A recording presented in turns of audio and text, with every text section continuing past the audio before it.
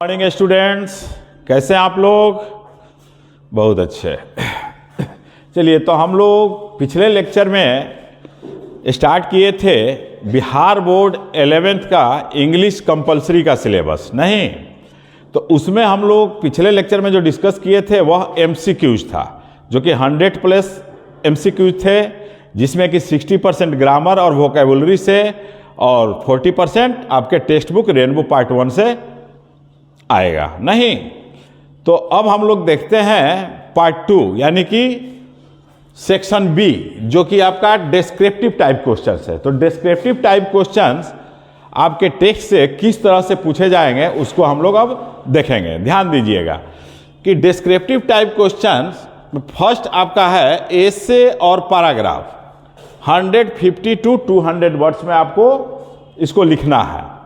तो ऐसे जैसे कि आपको रेनी सीजन हुआ, the leader you like most हुआ, स्वच्छता अभियान हुआ, और पैराग्राफ जैसे कि honesty is the best policy, morning shows the day, slow and steady wins the race, इस तरह का आपको पूछा जाता है।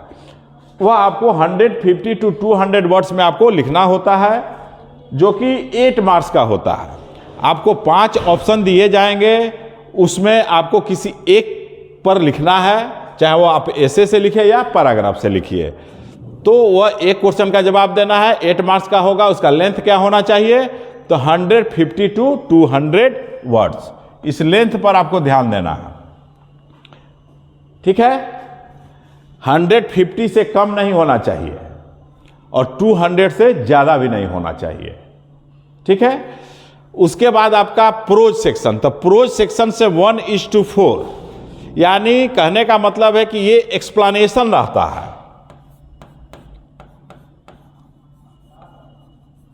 एक्सप्लेनेशन, तो एक्सप्लेनेशन जो रहता है आपको 4 क्वेश्चन दिया जाएगा, यानी किसी भी प्रोज पीस से आपको बीच का 1-2 लाइन दे दिया जाएगा और उसको एक्सप्लेन करना है कि कहां से लिया गया है, यानी किस स्टोरी का है, किस राइटर के द्वारा लिखा हुआ है और इसमें क्या बातें लिखी हुई है। ठीक है, तो वो आपको एक्सप्लेन करना होता है। वो डिटेल्स में जब हम क्लास स्टार्ट करेंगे तो उसमें आप लोग को समझाएंगे कि किस तरह से आपको लिखना है। ठीक है, तो वह 4 प्रश्न रहेगा और एक का जवाब देना है, जो कि 4 मार्क्स का होगा।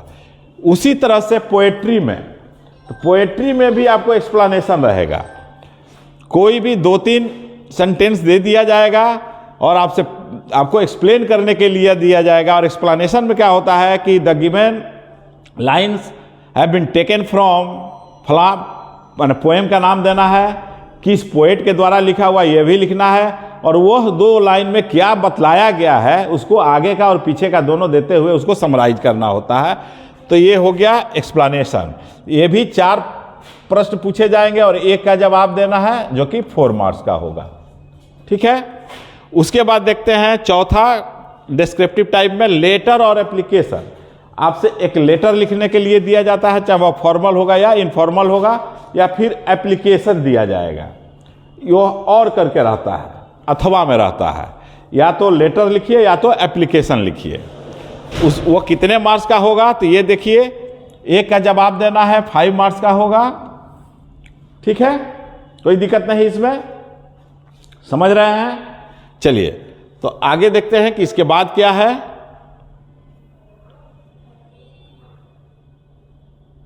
देखिए, अब लेटर और एप्लीकेशन के बाद प्रोज से क्वेश्चन रहेगा।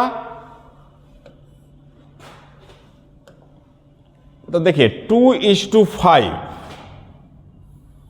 2:5 का मतलब हुआ कि ये 2-2 नंबर का रहेगा और 5 प्रश्नों का जवाब आपको देना है।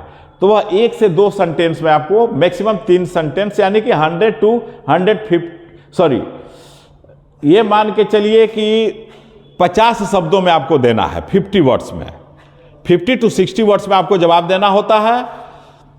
तो उसमें क्या रहेगा कि प्रोज से क्वेश्चन रहेगा, प्रोज से आपको 2 से 2:5। उसी तरह से पोएट्री से भी रहता है, 2-2 नंबर का क्वेश्चन रहेगा, 2:5, 10 मार्क्स का। ठीक है, तो ये 60 वर्ड्स में आपको जवाब देना होता है। तो प्रोज और पोएट्री 5-5 क्वेश्चन रहता है, 2 का जवाब देना, 7-8 क्वेश्चन रहता है जिसमें कि 5 का जवाब देना होता है। उसके बाद क्योंकि ये शॉर्ट टाइप क्वेश्चन होता है, यह कैसा होता है, शॉर्ट टाइप क्वेश्चन, यानी 50 से 60 शब्दों में उसका जवाब आपको देना होता है। तो वह एक्चुअली जो पूछा जाता है, ध्यान दीजिएगा, वह WWW, ठीक है, WWW याद रखना। WWW का मतलब क्या हो गया कि देखो, व्हाट, हु, वाई। तो व्हाट, हु, वाई से क्वेश्चन आपको पूछा जाता है। जो क्वेश्चन जो पूछा जाता है यह हु, व्हाट, हु, वाई से जुड़ा हुआ क्वेश्चन रहता है। Who has written this poem, particular poem, what has been written in this, what message has been given in the particular story and why। तो WWW से रिलेटेड प्रश्न आपको पूछा जाता है इसमें, आप ध्यान रखिएगा, ठीक है। अब देखिए, अब आइए 6 नंबर क्वेश्चन। तो 6 नंबर क्वेश्चन क्या कह रहा है कि देखिए, प्रोज से क्वेश्चन रहेगा, पोएट्री से रहेगा, हिस्ट्री ऑफ इंग्लिश से रहेगा, फिर match the column list A B, translation रहेगा, फिर मैच द कॉलम वही ए और बी। तो एक एक्चुअली रहता है प्रोज से और एक रहता है पोएट्री से। तो और इसमें आपको जवाब देना होता है 3:5, यानी 3 प्रश्नों का जवाब देना है। A B C D E F में आपको 3 प्रश्नों का ही जवाब देना है। तो हमारी आप लोगों को सलाह है कि मार्क्स फेचिंग, जिसमें नंबर आपको 100% मिल जाए, उसको बनाइए। तो उसको बनाने के लिए क्या है, एक आपका डी है, एक एफ है और एक ई है, ट्रांसलेशन है। बाकी ये नहीं भी बनाइएगा तो आपका काम चल जाएगा, क्योंकि आपको जवाब कितने का देना है, सिर्फ 3 प्रश्नों का देना है।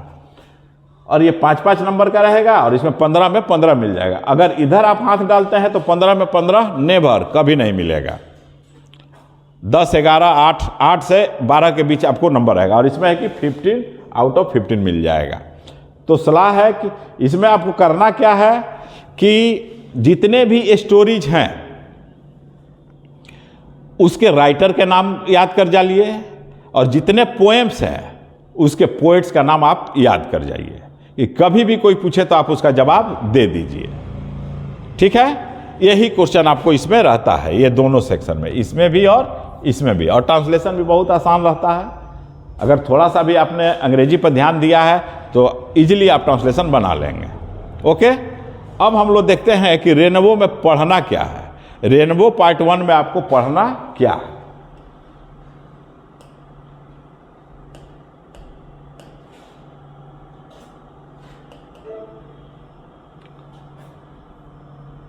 देखिए 7वां एक और क्वेश्चन है आपको, कंप्रीहेंशन और प्रेसी राइटिंग। प्रेसी राइटिंग मतलब संक्षेपण हो गया।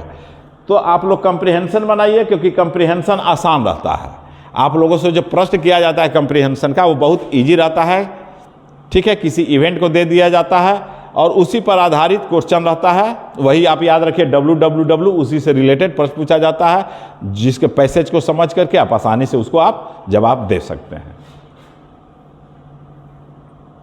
उसके बाद देखिए आपका सिलेबस क्या कह रहा है, रेनबो पार्ट 1। तो रेनबो पार्ट 1 में आपको प्रोज है, आई थिंक 12th प्रोज है, और पोएम्स कितने हैं, तो 10 है। यही आपको पढ़ना है। तो आपको याद क्या रखना है, सबसे पहले कि जो चैप्टर है और इसके राइटर का नाम जो यहाँ ब्रैकेट में हम लिखे हुए हैं, उसको आप याद कर डालिए। जैसे देखिए आपका चैप्टर है 12, कौन कौन है प्रोज में, एनिमल इन प्रिजन, जो कि जवाहरलाल नेहरू का लिखा हुआ है। Nalanda ancient seat of learning, doctor Rajendra Prasad का लिखा हुआ है। The rule of the snake in the grass, R.K. Narayan का लिखा हुआ है। The rule of the road, A.G. Gardiner का लिखा हुआ है। The scientific point of view, J.B.S. Haldane का लिखा हुआ है। I pass the Delhi test, Sunil Gavaskar का लिखा हुआ है। अगर क्रिकेट में रुचि रखते होंगे तो सुनील गावस्कर का नाम तो जरूर आप लोग जानते होंगे। फिर the leader of man, Siddharth Chaudhary का लिखा हुआ है। मदर इंडिया, सुभाष चंद्र बोस का लिखा हुआ है। National unity, nation and nationality, Jayaprakash Narayan का लिखा हुआ है। तो ये जो ऐसे है यह किनके द्वारा लिखा हुआ है यह आपको याद कर लेना है, इसी से आपको 5 नंबर मिल जाएगा। Dolly at the dentist, GB Shaw का लिखा हुआ है, जॉर्ज बर्नार्ड शॉ उनका पूरा नाम हुआ। द थ्री वॉज, मुल्क राज आनंद का लिखा हुआ है। Exceptional role of newspapers in development, K R. Narayan का लिखा हुआ है। तो इतने चैप्टर्स आपको स्टोरी से पढ़ने हैं, पद से, और इसके लेखक का नाम याद कर जाइएगा, मेरा यह सलाह है, क्योंकि इसमें और फिर आप इधर देख लीजिए पोएम में पोएट का नाम यहां ब्रैकेट में लिखे हुए हैं, उसको याद कर जाइए, ये 10 नंबर आपका कन्फर्म। एमसीक्यूज में भी इसे प्रश्न पूछा जाएगा और आपको डिस्क्रिप्टिव में भी एक आपको अभी जैसा कि पहले हम लोग डिस्कस किए हैं, देखे हैं, match the column A and B, उसमें भी काम आ जाएगा। तो देखिए, where the mind is without fear, Rabindranath Tagore का लिखा हुआ है। The marriage of true minds, William Shakespeare का लिखा हुआ है। The chimney sweeper, William Blake का लिखा हुआ है। Stopping by woods on a snowy evening, किसका लिखा हुआ है? रॉबर्ट फ्रॉस्ट का लिखा हुआ है। The lamentations of the old pensioner, W.B. Yeats का लिखा हुआ है। 3 Years she grieve, William Wordsworth का लिखा हुआ है। विलेज सॉन्ग, सरोजनी नायडू का लिखा हुआ है। फॉलोवर, सेमस हनी का लिखा हुआ है। Voice of the unwanted girl, Sujata Bhatt का लिखा हुआ है। और लास्ट है 10th, south Delhi murder, Tabish खैर का लिखा हुआ। बहुत इंटरेस्टिंग पोएम्स हैं, पढ़ोगे तो बहुत आनंद आएगा, ठीक है, और समझ में भी इजीली आएगा, बशर्ते कि आप लोग पढ़ें, ठीक है। इसको टॉपिक वाइज हम लेक्चर जो है कि अपलोड करेंगे, आप लोग देखिएगा। लेकिन हाँ, इसके लिए एक शर्त भी है, हमारी शर्त है कि आप लोग अधिक से अधिक हमारे दोनों चैनल रैंकर्स कॉमर्स और विज्योति एजुकेशनल अड्डा दोनों को लाइक कीजिए, सब्सक्राइब कीजिए और शेयर कीजिए, जितना अधिक आप कर सकते हैं।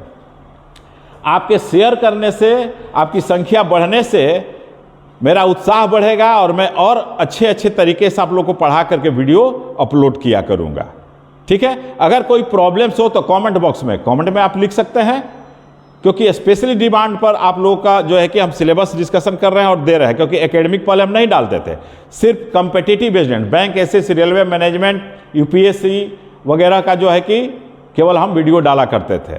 हालांकि वो भी वीडियो देखेंगे तो आप लोग को काम आएगा, लेकिन अभी जो आप लोग को जो ज़रूरत है, अब उसके हिसाब से मैं कुछ अपलोड करूंगा वीडियो। तो इसके लिए मेरे तरफ से भी यह शर्त है कि आप लोग इसको लाइक करें, सब्सक्राइब करें और शेयर करें, जितना अधिक हो सके, ठीक है। कोई दिक्कत नहीं। तो यही आपका है 11th का सिलेबस, ठीक है। Okay, have a nice day, that's all.